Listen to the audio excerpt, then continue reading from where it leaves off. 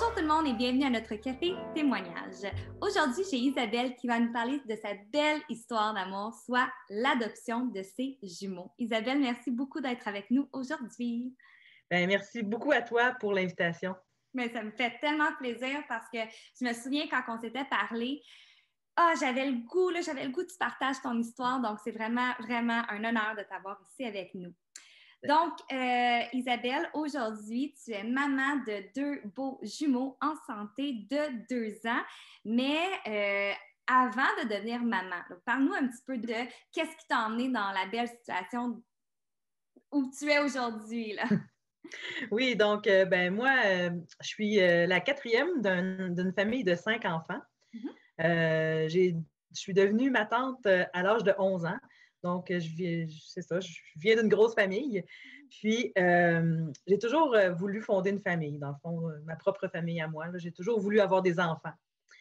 Puis, avant de rencontrer mon conjoint, j'avais un historique de couche. Puis, par la suite, j'ai rencontré mon conjoint. Ça fait 10 ans qu'on est ensemble. On est mariés depuis 8 ans. Puis, ça a toujours fait partie aussi de notre projet à nous deux, là, de fonder une famille. Là. Ça fait partie de nos projets familiales là, à l'époque. Là. Déjà dès le début. Mm.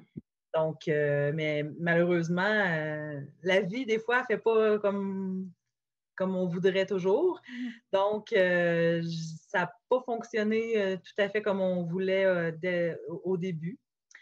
On a donc exploré plusieurs façons de concrétiser notre projet, si on veut. Pour nous, les démarches en fertilité, ce n'était pas une question vers où on voulait s'en aller. Okay. On est arrivé, dans le fond, à se questionner sur l'adoption. Pour plusieurs personnes, l'adoption, on pense beaucoup à l'adoption internationale, par exemple. C'est un processus qui est quand même coûteux. Puis ça implique beaucoup de choses. Chacun des pays a des règles ou des règles, c'est ça exactement. Chaque pays a ses règles. C'est quand même un processus complexe. Sinon, ben, il y a l'adoption au Québec. L'adoption au Québec, ça, c'est géré par la DPJ. Donc, quelqu'un qui voudrait devenir parent adoptant pourrait, dans le fond, communiquer avec les gens du centre jeunesse de sa région, puis enclencher les démarches de cette façon-là. Okay. Donc, au Québec, il y a 2 façons d'adopter. Dans le fond, il y a 2 banques d'adoption. Il y a la banque régulière. Ça, c'est vraiment composé d'enfants qui vont être donnés en adoption par leurs parents biologiques dès la naissance. Okay. Donc là, c'est quand même un processus qui est très long de devenir parent parce qu'il n'y a pas beaucoup de gens au Québec qui vont donner leurs enfants en adoption. C'est quand même quelque chose de tabou, on dirait, donner son enfant en adoption pour juste... C'est ça. Donc... heureusement ou heureusement, malheureusement, tout dépendant comment tu veux le voir, ça. mais je pense qu'on avait même mentionné, là, ça pouvait aller jusqu'à 10 ans. Oui, exactement. Ça joue, ça dépend des régions. Entre 8 à 10 ans, moi, ce que j'ai vu. Là. Donc, il y a une longue liste d'attente de parents, de futurs parents, puis il y a peu d'enfants. Fait que c'est ça.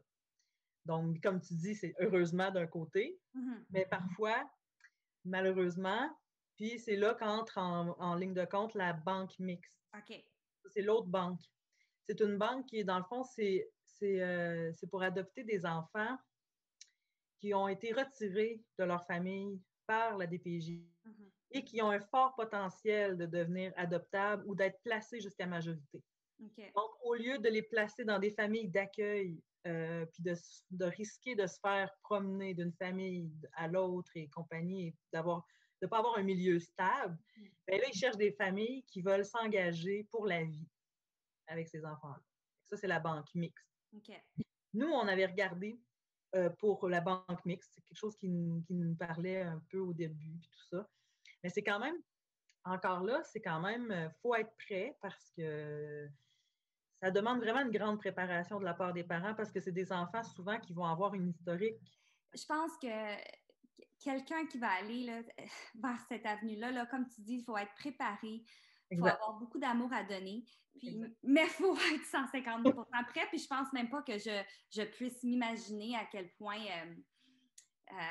point que ça demande énormément d'amour et de patience. Donc, c'est pas tout le Exactement. monde, je sais pas tout le monde qui serait comme prêt à embarquer dans cette aventure-là. Exactement. Donc, nous, finalement, on a laissé tomber ce projet-là. Et qui rentre en ligne de compte, c'est que l'enfant, au début, il est placé chez toi, en famille, mais ça se peut aussi que les parents se reprennent en main, et tant mieux. Mais ça veut dire que tu vis une risques. séparation, tu vis comme Voilà. une peine d'amour inimaginable. Exactement. Donc, pour toutes ces raisons-là, nous, finalement, on a décidé d'arrêter les démarches avec la DPJ. Okay. On s'était dit qu'on allait s'impliquer avec les enfants de notre entourage, puis d'être présent pour nos filleuls, pour les gens, les enfants de nos amis ou de nos amis. Là. Donc, on avait comme un peu passé à autre chose, si on peut dire. L'âge faisait aussi pour quelque chose. On s'est dit, bon, peut-être que c'est ça, nous, c'est comme ça qu'on va se réaliser avec les enfants. Mm-hmm.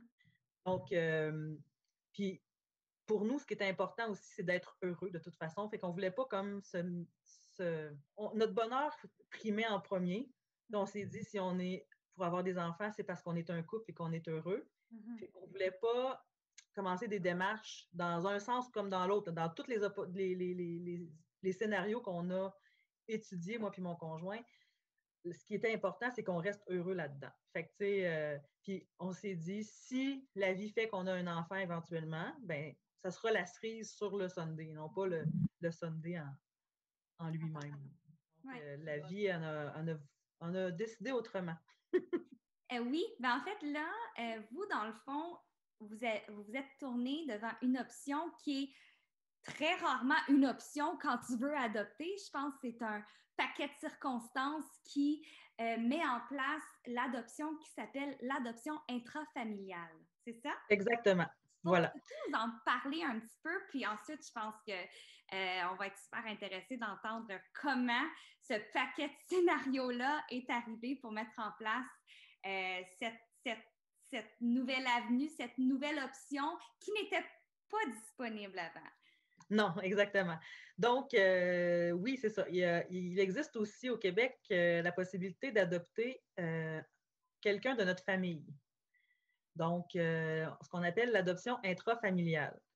C'est une adoption qu'on voit plus fréquemment peut-être avec des conjoints. Mettons, quelqu'un qui se met en couple avec une personne qui a déjà un enfant. Ah, donc ce conjoint-là va aller adopter l'enfant, disons, si l'autre parent est moins présent ou est pas. D'accord, je comprends. Exactement. Exactement. Donc, ça, c'est quelque chose qu'on voit peut-être plus fréquemment en adoption intrafamiliale. Okay. Mais sinon, les liens de parenté qui sont quand même assez proches sont permis aussi. Donc, quelqu'un peut adopter, un grand-parent peut adopter son petit enfant. Mm-hmm. Un oncle, une tante peut adopter son neveu, sa nièce. Okay. Ou un grand frère, grande sœur. S'il y a au moins, je pense, comme 18 ans d'écart d'âge, là. En tout cas, il faut que la personne soit majeure. Puis, il y a comme des critères à respecter, mais oui, un grand frère, grande sœur peut aussi adopter son petit frère ou sa petite sœur. Okay. Donc, dans notre cas, c'est que ma belle-sœur est tombée enceinte, la sœur de mon conjoint. Elle est tombée enceinte dans un moment de sa vie où elle vivait des difficultés, où, dans son cas, c'était de s'occuper d'un enfant, c'était pas vraiment une option. C'est sûr que c'était pas évident. Nous, on l'a accompagné dans sa réflexion. On l'a aidé à explorer les différents recours qu'elle avait face à cette grossesse-là. Pour elle, c'était clair que l'avortement, c'était pas une option. Au départ, elle avait été explorée. Là. Elle avait été explorée l'option de l'interruption de grossesse et ils se sont aperçus qu'elle était enceinte de jumeaux. Oh boy! Fait que là, ça a mis changé beaucoup de choses. Déjà qu'elle n'était pas très, très à l'aise avec l'idée d'interrompre sa grossesse, le fait qu'ils lui disent que c'est des jumeaux, c'est comme si c'était comme 2 fois un avortement, finalement. C'était encore plus difficile de son côté. Nous, ayant passé par une grande réflexion au niveau de l'adoption, on sait qu'il y a beaucoup de parents qui attendent l'enfant parfait. On s'est mis à lui parler de cette option-là, de l'adoption. Pour elle, de s'imaginer mettre des enfants au monde puis de complètement couper le contact avec ces enfants-là, c'était aussi quelque chose de difficile. Moi et mon conjoint, on a beaucoup discuté. Et c'est sûr que lui, mon conjoint étant lui-même un jumeau, c'est un peu l'interpeller, si on veut. Oui, vraiment. Vraiment. Puis, on s'est aussi dit que justement, avec les démarches qu'on avait prises dans le passé, ça faisait déjà 4 ans qu'on avait arrêté les démarches avec la DPJ, nous, on était prêts à adopter un enfant de purs étrangers. On ne se voyait pas laisser partir ces 2 enfants-là à l'extérieur, dans une autre famille. Donc, on lui a offert de prendre ses jumeaux en adoption. Quelle force! Quelle force! Juste vivre ça puis pas savoir quoi faire, ça a dû demander énormément de force de sa part. Exactement. Puis, nous, ça a toujours été clair dès le départ. Je tiens quand même à le préciser que le choix, ça a été clair avec elle que le choix, ça lui revenait. Si elle décidait d'interrompre la grossesse, on allait respecter son choix. Si elle décidait finalement de les garder, on allait respecter son choix. C'était elle. On ne voulait pas qu'elle le fasse pour nous.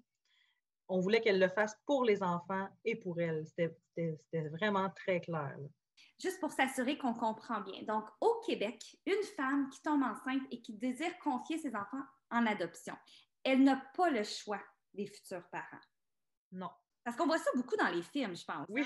Okay. Donc, automatiquement, si tu voudrais porter ta grossesse à terme, les confier ton enfant ou tes enfants à quelqu'un d'autre, il faudrait passer par la DPJ. C'est la DPJ qui s'occupe des procédures par la suite.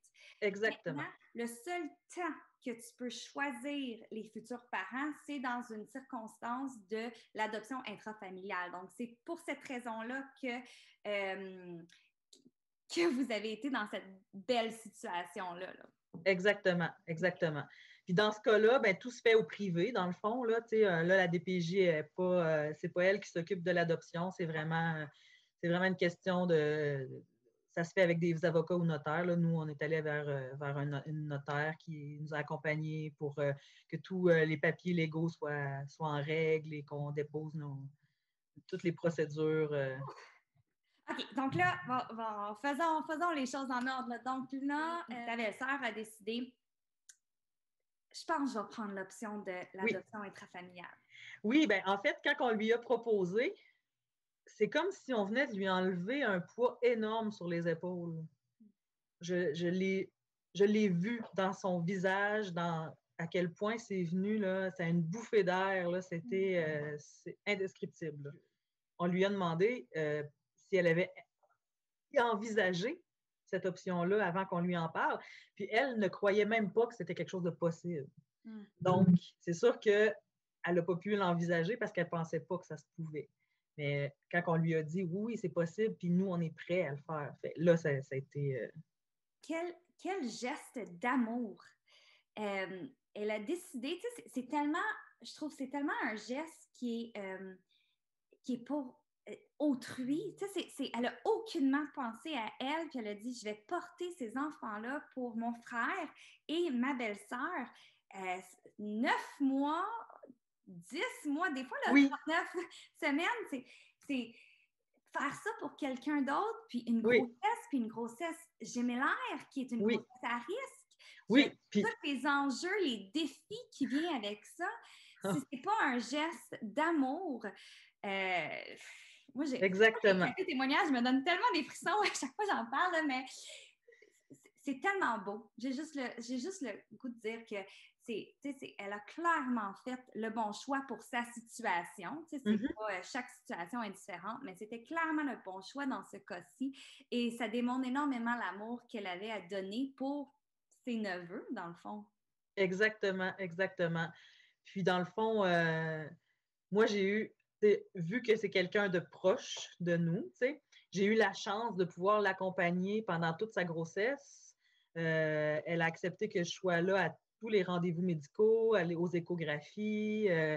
Puis elle a même accepté que ce soit moi qui l'accompagne la journée de l'accouchement, dans la salle d'accouchement. Puis fait que j'ai même pu pouvoir j'ai même pu les prendre dans mes bras en peau à peau ici, là, directement là, dans la salle. C'est une césarienne qu'elle a eue, donc aussitôt qu'ils sont nés, j'ai pu les prendre en peau à peau. Mais là, dis-moi, légalement parlant, OK? Je pense que durant notre appel, quand on s'était parlé la première fois, j'ai tout de suite ressenti que tu me disais que tu le savais, que ces enfants-là, dans le fond, allaient être les tiens. Par contre, légalement, c'est quand même une grossesse complète où c'est les gènes de ta belle-sœur, c'est les bébés qui sont dans le ventre de ta belle-sœur. Est-ce que légalement parlant, il y a quelque chose qui vous protégeait en ce qui concerne ces enfants-là durant la grossesse? Bien, c'est sûr que la protection, c'est dans le fond, c'est la mère là, biologique, là, dans le sens où nous, en étant des parents adoptants là, qui étaient comme en processus, en projet d'adoption, parce que nous, on a appelé ça le projet pendant longtemps. C'était notre projet à 3. On incluait ma belle-sœur dans le projet parce que c'était quand même elle qui avait le dernier mot. Donc, puis heureusement que c'est comme ça. Dans le fond, il n'y a rien qui peut se faire au niveau légal avant la naissance des enfants. Fait que, tant et aussi longtemps que les enfants ne sont pas nés, on ne peut pas faire de papier, rien de ça. OK. Donc, puis c'est normal parce que les enfants, c'était les siens. C'était les siens biologiquement. Puis même si dans sa tête, à elle, c'était déjà clair qu'elle allait nous les confier, on ne pouvait pas là, aller au-delà de ça. Elle aurait pu changer d'idée à la naissance. Elle aurait pu. Bon. Donc, une fois que les enfants sont nés, là, elle a pu signer les papiers, dans le fond, de consentement à l'adoption. C'est un consentement spécial dans notre cas. Quand c'est pour l'adoption régulière, on appelle ça un consentement à l'adoption. Puis en adoption intrafamiliale, c'est un consentement spécial à l'adoption. Donc, parce qu'on indique la mère, les parents, parce que dans le fond, il n'y a pas juste elle qui a eu à signer ça, il y a le papa biologique aussi qui a accepté le projet. Donc, il faut quand même le dire, lui aussi, il a accepté que ses enfants soient donnés en adoption de son côté aussi. Donc, les deux parents ont signé les papiers de consentement spécial dans lesquels ils nous identifiaient comme les personnes à qui ils permettaient d'adopter. Wow! Puis est-ce que tu avais des craintes pendant, c'est quasiment une année, là, une grossesse, là. Est-ce qu'il y avait des craintes par rapport à ça? Tu sais, moi, je m'imagine que j'ai à peine fait pipi, là, puis là, déjà, là, je me voyais la chambre, puis là, je ne savais pas à ce moment-là qu'il y en avait deux, mais tu sais, rapidement, je me suis fait à l'idée, tu sais, je vais être maman, tu sais, mais il doit y avoir des craintes par rapport à, tu sais, est-ce que tu veux pas trop t'attacher, tu veux pas trop t'attacher au bébé parce que, dans un sens où tu dis, bon, ça peut être mes neveux, ça peut être les miens, mais ça doit tellement... Est-ce que tu as eu des craintes par rapport à ça? Bien, c'est sûr que, comme je disais tout à l'heure, nous, on lui a toujours laissé la porte ouverte pour qu'elle change d'idée. Donc, oui, on s'attachait. Puis, tu sais, plus que la grossesse avançait, bien, c'est comme comment je pourrais dire? Ça s'est fait graduellement. Okay. Au départ, c'était un peu le choc. On va peut-être devenir des parents adoptifs de deux jumeaux. C'est un peu le choc, un peu comme, je pense, n'importe qui. Ouais, pas mal. Pas mal, ouais. Puis, après ça, ça a été, comme je dis, pour rester la tête froide dans tout ça, on a toujours parlé de projets. Puis, je ne voulais pas qu'on me fasse de shower, par exemple. Je voulais pas que, parce que je me disais, j'ai aucun droit sur ces enfants-là, c'est pas les miens tant que c'est pas les miens pour vrai. Fait que tant que le consentement n'est pas signé, puis après la signature du consentement, il y a un 30 jours où les parents biologiques peuvent revenir sur leur décision. Il y a comme un processus légal là, qui s'enclenche suite à tout ça. Là. Il y a le placement. Après ça, il y a une ordonnance de placement qui est donnée par la Cour. Puis là, le placement dure quelques mois pour ensuite avoir le jugement d'adoption final. Puis nous, ce jugement-là est arrivé quand il y avait 7 mois. C'est quand même un processus qui a été rapide dans notre cas. Là. Oh là là! Oui. Donc là, entre le moment, donc là, les bébés naissent, les parents biologiques auraient 30 jours pour retourner sur leur décision puis dire non, finalement, on décide de les garder. Une fois que ce 30 jours-là est passé, ces enfants-là, c'est pas les leurs, mais c'est pas officiellement les vôtres. Non, mais l'autorité parentale nous est quand même transférée avec l'ordonnance de placement, un peu comme s'il était placé en famille d'accueil. C'est un peu le même principe. Là. OK, je comprends. Puis après ça, après l'ordonnance de placement, d'habitude, ça prend 6 mois avant de pouvoir avoir une ordonnance avant le jugement d'adoption. OK. Puis on peut demander un délai plus court, ce qu'on a demandé nous, là, 3 mois plus court. Donc, pour totaliser un total de 7 mois en tout, là, comme je dis. En ce moment, là, c'est vos garçons, hein? C'est 2 beaux garçons en santé. Et quelle est la relation qu'ils ont avec ta belle-sœur? Bien, nous, c'est important pour nous qu'elle joue un rôle plus grand que seulement le rôle de ma tante. Donc, on lui a offert de devenir la marraine. On a fait baptiser nos 2 garçons. Donc, c'est la maman biologique qui est la marraine et c'est le jumeau à mon conjoint qui est le parrain. Donc, on voulait en faire une affaire de famille. Oui, c'est très beau. Écoute, merci. Merci beaucoup pour ta belle histoire. C'est on dirait des histoires d'adoption comme la tienne. Moi, c'était la première fois que j'entendais ça et vraiment, là, c'est une très, très belle histoire d'amour. Ta belle-sœur a eu énormément de courage et honnêtement, je lui lève mon chapeau parce que ça prend énormément d'amour pour faire un geste comme elle l'a fait. Puis vraiment, là, c'est une femme très, très, très courageuse. Et vous aussi, d'ailleurs. Moi, je lui ai toujours dit à ma belle-sœur que j'allais éternellement être reconnaissante parce que c'est grâce à elle si je suis devenue maman puis si je peux vivre ces moments-là avec les garçons. Puis, je vais m'en rappeler, c'est sûr que je vais être éternellement reconnaissante, puis je vais m'en rappeler toute ma vie, puis je vais avoir un lien particulier avec cette femme-là, toute ma vie. Toute ta vie. Toute ma vie. Ah, Isabelle, merci. Merci de t'être ouverte comme ça à nous aujourd'hui. Moi, j'ai beaucoup aimé ton histoire. C'était une des raisons pour laquelle je voulais t'inviter à notre café témoignage. J'espère qu'à vous aussi, ça vous a plu. Et sur ce, passez une excellente fin de journée.